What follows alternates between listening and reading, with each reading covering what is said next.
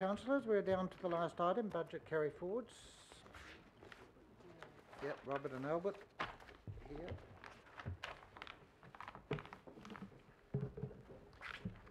Right, who's going to lead off, Albert or Robert? Robert.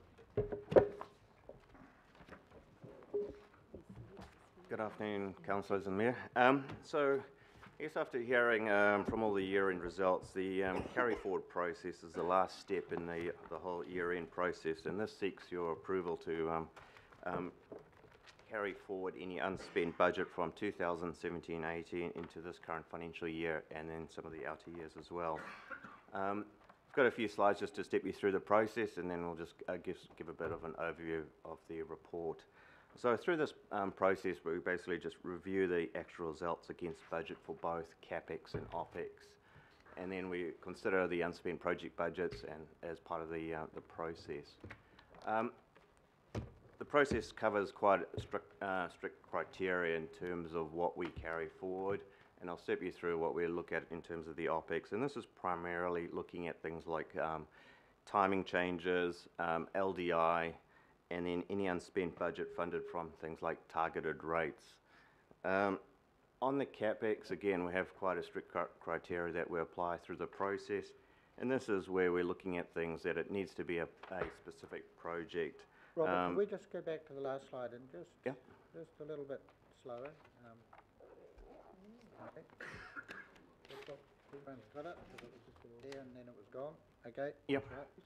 Yeah, so as I was saying on this slide, basically we look at specific items such as timing, we look at the LDI, particularly where there's unspent budget relating to items where we've actually collected things like targeted rates, and then that money hasn't been spent. We're obliged to then carry that forward as part of the process. Yep. As well as we have other items that we look at, such as contractual grants. So if we receive funding in terms of a specific outcome that's required through, government might give us money for a specific outcome, and we don't spend that money, we're obliged to then carry that budget forward. On the CapEx carry forward, it also follows very similar process. So the things that we start looking at is, it can't be a generic piece of work or a generic program. We're looking for specific items that, a project has to be in flight, and then that's, allowed to be carried forward. The very, key thing here that we look at as well is that the total whole of life project cost shouldn't be changing. This is purely timing. So if, for example, something does change from a whole of life, that would require other governance approval processes. So in terms of the requests that have come forward, there was 397 million of CapEx underspent at a group level, and as David and Kevin noted earlier, this is at the group level, but this includes the carry forwards from last year, so it differs to what's been published through the annual plan, but this is at the additional stuff that's been approved.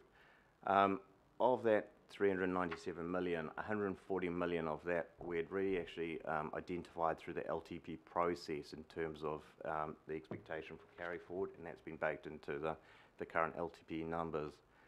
A further request for 165 million has come forward through the process, and 95 million of that's come through from the council parent and about 71 million from CCOs.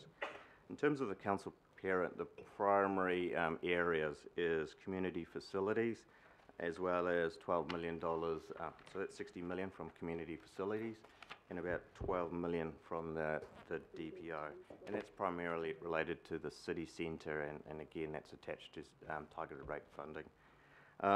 In terms of the CCOs, the two main items there are Panuku, which is 50 million, and that's a combination of the commercial property portfolio plus the works down at Waterfront, as well as about $20 million for RFA, and that again is primarily down to delayed works relating to the Aotea Centre. So in addition to that CapEx, there's another 15 million worth of OpEx that's been requested, and that's primarily, as I said, is relating to items such as LDI, the seismic program, as well as targeted rate funding. And so that's, I guess, just a summary of the carry forwards. We also have a few other changes coming through in the report, and this is, I guess the first two are a bring forward of capital, and that the one is $20 million, and that's an acceleration of work that's required to support America's Cup. So this was stuff that was planned in the outer years, and now we're bringing it forward just due to the requirements that are set through the America's Cup planning. There's also a further $15 million, and that's, again, acceleration of work around transformation and improvement initiatives within the council. So it's just to drive further improvements. As well as then there's a further item for the Super Yacht Marina, and that's an addition of $12 million worth of CapEx, which is funded via an increase in revenue, and that's aligned to the agreed plans for the America's Cup that was set on the 28th of March this year. So this is us just instating that budget. It's been discussed, but we've now firmed up what those numbers are looking like, and we've actually requesting now for them to be added to the budget. In terms of the overall, I guess, financial implications, the carry forwards and bring forwards really only are impacting on timing only. So, and due to the underspend in terms of 2017, there's no impact in any of the years in terms of borrowings or our ratios. The Super Yacht Marina is an increase in CapEx, but as I said, that's funded, it's a self-funding, and it's funded through revenue. And I'll open up for questions. Councillor Cashmore. Thanks, Mr Chair. So with the super yacht budget, I imagine there will be a bit of lag in that from the actual expenditure to the income? Through the chair, that's correct. So there'll be a temporary increase in the debt, but once that the revenue kicks in immediately, we'll have that covered. So it's just a timing change. 6 to 9 months. Yeah, I mean, yeah. Cool.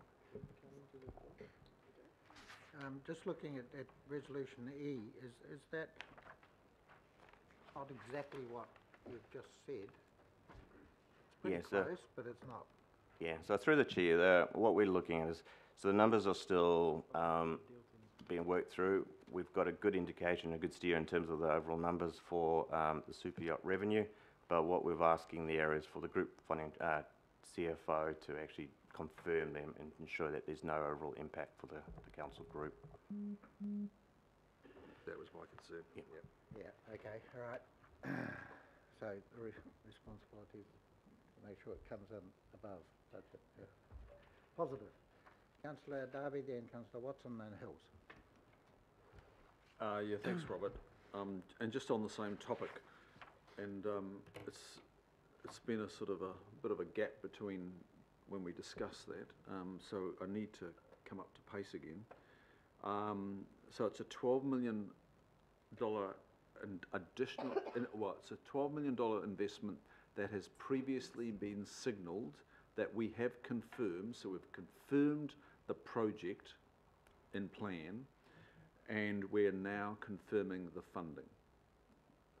Through the chair, yes, correct. So. Okay, so at that time, did it have a business case, or is it only now that it's got a business case?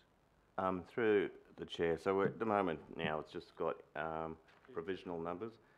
The detailed business case and actually the final numbers are being worked out, which is I guess why we've gone with the request for the group CFO to sign off the Okay, final. and it's 12 additional berths, $1 million a pop, and then the revenues expected are as outlined at the top of page 237 actually, and at the end of 2028 that's cost neutral approximately, give or take the cost of your money. And I note in the next paragraph at 36 the final business case is being developed, and then you're looking for sign off with Emirates Team New Zealand. So this is all part of the AC36 package. Yep. Yeah, through the chair, yes, correct. And so there's a Crown contribution to that element as well? No, this is council Structure. picking up, and we're picking up the associated revenue. Yeah. Okay, so look, I'm a little bit, I need to be clear on this. I'm wondering if it would be really helpful, because I need to know, I'd probably like a spreadsheet of where the Crown funding lands, what it actually pays for, where the council funding lands and what it pays for, where the shares are, and where the Crown is paying for things exclusively, and where the council is paying for things exclusively. And that's obviously going to have to be updated every quarter because it'll be a bit of a changing beast. But look, I would really welcome that because I need to get my head around this. These are serious numbers, and I just don't want this AC36 to get away on us. Dean? First comment, more than happy for us to bring those through. When the governing body approved the investment for America's Cup 36 Defence, they also asked for quarterly updates, so we can give you progress on that. It was our intention to bring to governing body a report next week, but with with some of the moves around additional syndicates arriving, we're not in a position where we can really bring that to you, so we'll postpone that for up to a month. So that's the timing issue around what you would next expect to get a report. In terms of how we've seen the funding split generally between Crown and Council, on the base infrastructure, so that's when I use base infrastructure, I'm talking about the core infrastructure. The funding split is generally 50-50. It's not quite 50-50, but it's generally 50-50, and that was all in the original report to governing body that was approved. Where we have brought forward investment that we will end up needing and benefiting from, for example, the super yachts or the Sea Link or some of the other elements of the infrastructure down there that we have chosen to bring forward to benefit development of that area, then we're paying the full amount for that, and we've budgeted for that. Okay, so we'll take the original spreadsheet, we'll be able to reconcile where the investment that you're making is going against those original budgets, and we'll be able to include these amounts that we brought forward so you can see transparently what you're getting for those investments and any revenue opportunity that comes off them. But all that information is available. We haven't brought it in that way here today. We could have if we'd had time, but we didn't have time, so I apologise for that. So just the second question is, I know when we discussed it earlier in the year, the berthing of super yachts was signalled as a possibility. At what stage did we actually sign off that particular part of the plan? Because I thought we had some questions about the value of investment in a significant number of super yacht berths. And my understanding is that we were told then that there would be parts of the season where there'd be demand and there'd be parts of the season there would be really low demand, but the berths would still be there. So I thought there was a future question about the permanency of the super yacht berths in full or part. I can't remember. Dean? Yeah, look, I'm going to confess I can't remember all the nuance of that discussion. There was a lot on those few meetings, but the fundamental principle around the super yacht berths is they needed to fund themselves. We didn't want ratepayer funding to underwrite those. All we're asking from Council today is the opportunity to draw down capital, and we have a revenue program that's self-funding. And actually, even if you included the cost of capital, the revenue from those super yacht berths, as projected, will put you into positive return territory before the end of the LTP period. So it might, I can't quite remember the numbers, but it might be a year or two before that. So the prerequisites principle, it needs to be self-funding. We don't want public good investment for super yacht purposes, and I think we've achieved that. And the numbers being optimised based on the space available. I guess I need confirmation of the core question there is, when did we make the commitment to permanently occupy that part of the seabed with super yacht infrastructure permanently? Because we're not going to be taking that out, and I just need to, and look, maybe we did make this decision, but I need to see that confirmed. I'm not playing any games here. I just need to understand, did we confirm to permanent super yacht infrastructure to the tune of 101 super yacht berths? That's not all in that basin, of course. Yeah, yeah, so look, all we're talking about is 12 today, the balance of that, the 89. the 89, thank you, councillor Watson, is already there. The degree to which this super yacht infrastructure is permanent, I don't recall. So I don't want to answer that question as to whether it's temporary or it's permanent, unless, Alan, you recall? Do you recall the nature of it? My only comment is that if it's not permanent, you're not going to get your, well, if it's not there for 8 years, you're not going to get your return on it either. Do you recall what the nature of it is, Can I Alan? just point out that in number 32, it actually says the agreed plans on 29th of March Yep. included additional super yacht berthing. So, sorry, that is the starting point. 32. There was always an awareness that super yacht berths were required. That was approved in principle, and that this provision of those needed to be self-funding, and I think we've achieved all of those outcomes. As to whether they could be ultimately removed in the future, well, anything can be removed, but the nature of that investment is self-funding as it currently stands and consistent with it being approved on the 28th of March. Yep. Correct. Okay, so look, my vague recollection is that, look, I discussed those little fingers at the end, those breakwaters, and we talked about, they were solid. I think in one of the very early concepts they were solid, and we stressed that we didn't want that sort of permanency there. And look, I'm not sure that we confirm that super yacht infrastructure in that basin there to be permanent. I just do not recall it. So if somebody can show me somewhere where we did confirm that, because They're just piles, aren't they? in the basin, which is immediately west, it's between Halsey and Wynyard. No, I don't.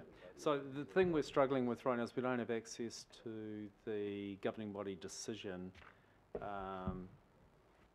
I can find it if I know the date. on that point of detail, councillor Darby, but my recollection was that we always knew we needed super yacht berths. We always set the expectation they would be self-funding, and that's what this request is for. The degree to which they are long-term permanent, I think we can probably have another discussion about that on another day. Nothing in there would be such that it couldn't be removed in the future, but if it's going to be self-funding, you need it there for a minimum of 8 years. And you don't want to put in public investment into that, so that's the parameters that we've worked with. Yep, we need it till 26. And we've got a commitment to deliver it. Just not sure why it adds up to 12 million to put it in. Ross? Just go, no, well, okay, Yeah. councillor Watson actually, sorry, I just have to. Yeah, just further to some of those questions, I mean, I seem to remember that it was a little inconclusive as to how much of the costs would be recovered, so there was a little kind of qualifying statements at that time, at that earlier meeting. There was certainly nothing tied down, and there's still an element of that with the, expected, perhaps a little more bolstered than it was before. My question goes to the additional 12 million of capex. Just so, is that there's a cost prior to that for these super yachts, or this is just 12 million entirely for the super yacht, these 12 berths in its entirety? It's for those 12 berths. In their entirety, okay. I guess, Mr Chair, I would just echo some of the sentiments of Councillor Darby, that I would appreciate a little more detail on this one, exactly what it does involve, because it was vague at that time. Failing anyone turning up a conclusive resolution, I'll be more comfortable, given the sensitivity and the amount of money involved, if a number of these things were tied down a bit. We need to find it. Okay, I'll move to Mayor Goff. Yeah, same area, Mr. Chairman. I'm imagining that a super yacht berth is a boardwalk, a pile, and an electricity and water connection, but I'm not quite sure why that adds up to $1 million per boat. It's not permanent in the sense that if you don't need it, you could take it away, but you might want it for berthing indefinitely. But maybe we could just get a little bit more detail on why a single berth adds up to $1 million. I don't know whether you probably don't have that information with you now. Through the chair, I don't have the specific itemised account, but it is actually you're quite correct with regard to the floating infrastructure. There's utilities. There's also a need to increase power consumption and transformers, and there's also an additional breakwater that needs to be constructed around one of the marine areas. So it's just not floating infrastructure, it's also the supporting infrastructure for those super yacht facilities. And I will say, I can, and Councillor Cooper can also confirm, we actually went to an opening of a pontoon in Kelston that cost $500,000, and it's just a concrete floating pontoon with no utilities on it at all. But that was $500,000 just for that. Yeah. Done in concrete and plastic, I think. Unfortunately, these don't come cheap. No, I was quite surprised at. So my take on having a look at it, and with the Alliance and having seen this come through from time to time, the 12 million is it is a lot of money, and I'm not devaluing it, but it's in the order of what's right given what needs to happen along that face. I don't think we could spend a lot of time and refine that number down. Yeah. Okay. So I would encourage us to, notwithstanding the discussion that's occurred, that the 12 million in terms of a capital cost estimate is a fair estimate at this stage. It's subject to a final business case, which the CFO has responsibility for signing off on, and the prerequisite is that it's self-funding. Yep. Right. Councillor Hills. So there's a small point around the LDIs in there, and it probably goes back to the last point too. I've been asking for quite a while for actual. I still am not clear where the local board work program is and how far we're going through it, and there's an LDI component that we need to move forward on this as well. So I guess I'm happy to push it forward because I want things to happen, but I would still like some clear percentages or explanations or what is actually happening in the local board work program space, and if there's delays, why there's delays, and how we can improve that, or what that is. I've had a few kind of encouraging things said, but I still don't know exactly where we're sitting on those, and we are getting feedback from local boards around that. So I just maybe enough for the future, or a bit of after this meeting. Yep. Do you want to say something? So can I just very quickly through the chair, so I don't think it needs to impact the decision today, and I don't think you're saying that, but we'd be more than happy in a follow-up finance performance meeting just to get down to the level of the local board work programs and give you visibility of, I think someone else brought up variability, I think it might have been the Deputy Mayor, and I think that makes good sense. We're happy to do that. Just a few months I haven't had a clear answer on exactly how and what, and I just want to make sure that we're on top of that. Councillor Cooper. Thank you. And just on following on from Councillor Hill's question around that, I had a question around, yes, there's AT ring-fenced OPEX, CAPEX, but is that just the kind of allocation that they've got, and they've either, some have decided to do things and some haven't, or is it, I just don't know if there's actual tag projects, or is it just the allocation that they get, and some have decided to do stuff, some haven't? Because that's what I'd like to know. I'd like to think that if it is carried forward OPEX, it's not just, oh, there's some money we can do something with one day, that it is actually for a project? Projects? So through the chair, so the $81 million OPEX carry forward, so that is correct, that's specific. There's a component of LDI incorporated as part of that, as well as the specific work that's underway, which has been carried forward. So it's got to be project-related work. Yeah. Okay, that's fine. And the other thing is just around these births. I remember specifically we had an itemised cost breakdown of what the return would be from these births. It was significant, right down to how much alcohol purchase, how much grocery purchase, taxi, all sorts of things like that. So it was not vague. It was actually quite specific, because I remember it explicitly, because it is about the providoring of these vessels and the kinds of money the people on them spend. So, yeah, so I do support it. I think it's a good thing. And also, we also were told the other day that the cost for wave attenuation, which are technically the sticky out bits, that is why the cost has come up, because you can't have a lot of waves going in and out of those berths. You've got to block that. So that's why the cost has gone up, is my understanding. So I'm very comfortable with it, because I do see there's going to be a good return on it. But if we don't have good facilities, people won't want to put their very expensive boats there. And that was part of the business case for the whole thing, the whole America's Cup project and that development down there. So I do support it. I'm happy to move this item, and I hear the reservations, but I'm happy to move this. I can't ask Councillor Simpson because he has a conflict. So Councillor Cooper, yes, thank you. So any further discussion, questions or comments? Councillor Walker. Yeah, my recollection is that we didn't get into a great deal of detail around this, and my ongoing concern, and I've raised it before, is effectively around the privatisation of public space, and increasingly all of our waterfront space being given over to activities that Aucklanders can't enjoy. And these are going to be super yacht people. We're going to have more congestion around the ferry space and the like. So I'm sure I would have raised an issue at the time if this had have been obvious. So I've got real concerns about what's being proposed. I've got real concerns around the design and the permanence of it, and I don't know what options there are around building in impermanence.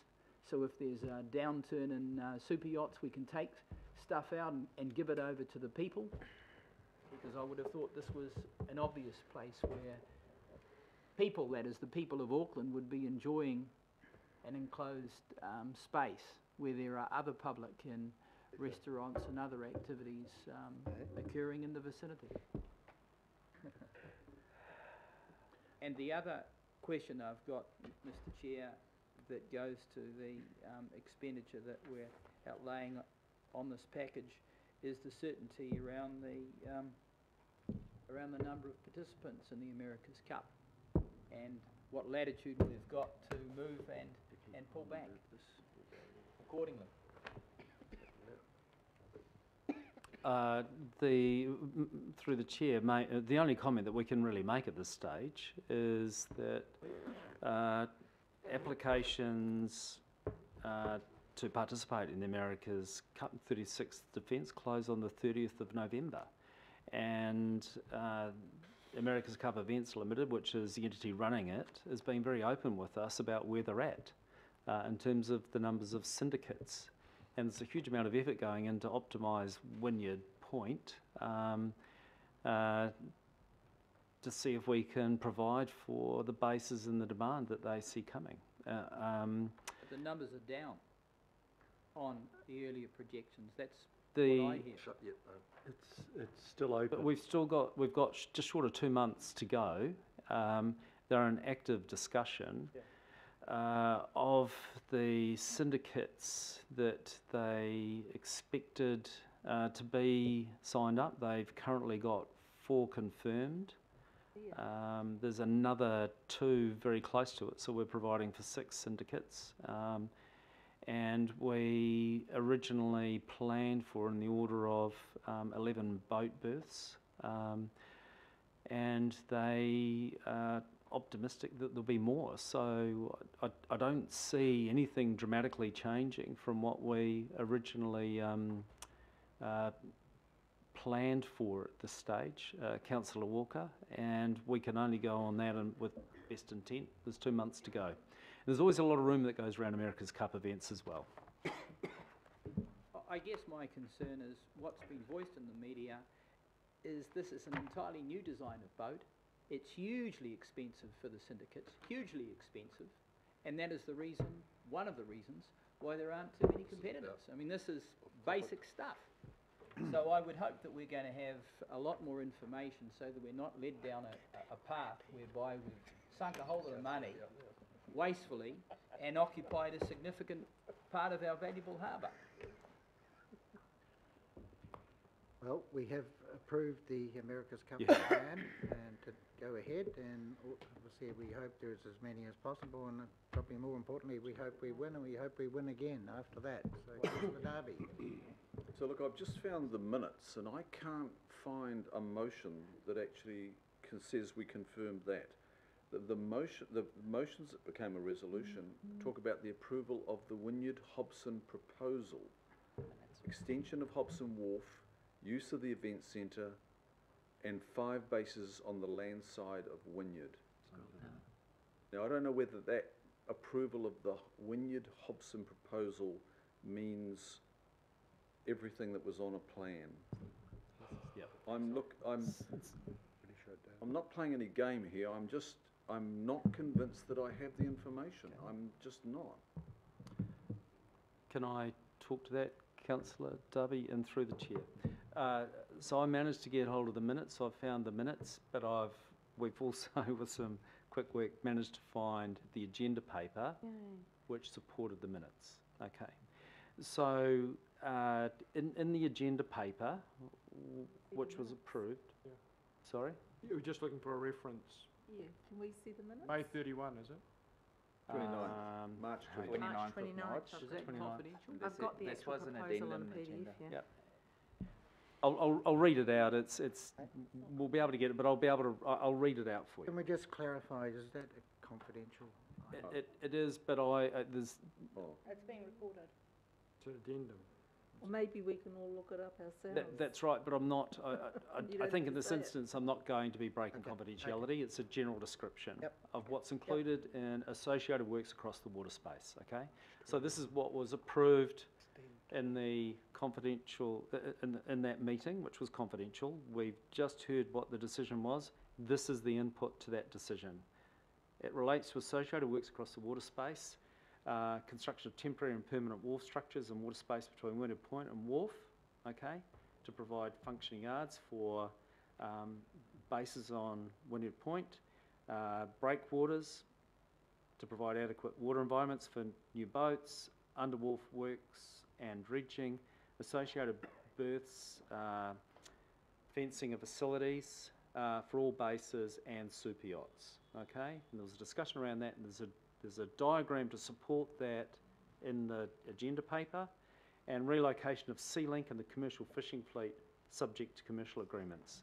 And so in effect, today's paper and request for approval, the 12 million on the super yachts and the 20 million for the relocation of the Sea Link operation is giving effect Yep. to what we described in March. I'm just trying to read it. And which paragraph? Because I've got the report too. Do you have the paragraph number? Look, we can put that up, it's in the open. We're going to put it up. Diagram is that one there. It Chris, is- it is Chris, correct. Chris, we're going to put it up. It's in the open It's an session. addendum. Okay. Item 9. It's above for those who don't want to look on a small screen. Oh, thank goodness. Thank you. That was in the open.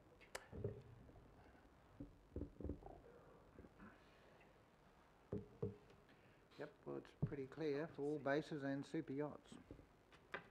And then relocation of Sea Link and the commercial fishing fleet. Must be a piece of, I don't even know who.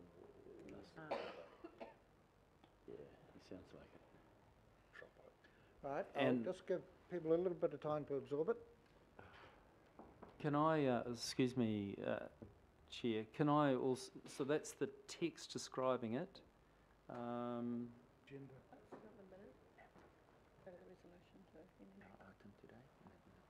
There's a plan also that supports that may or may not be worth putting it up. These things always change a little bit, and I haven't assessed it for change, but It's the words that, Fair, there we go. There they are, Because on the right-hand side of There the we go. so that's a useful one. That was the vision at the time.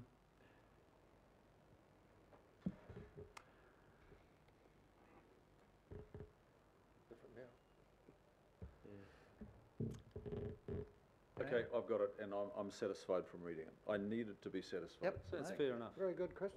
Very good. Right, with any, we have a resolution, which is from A, B, C, D, E.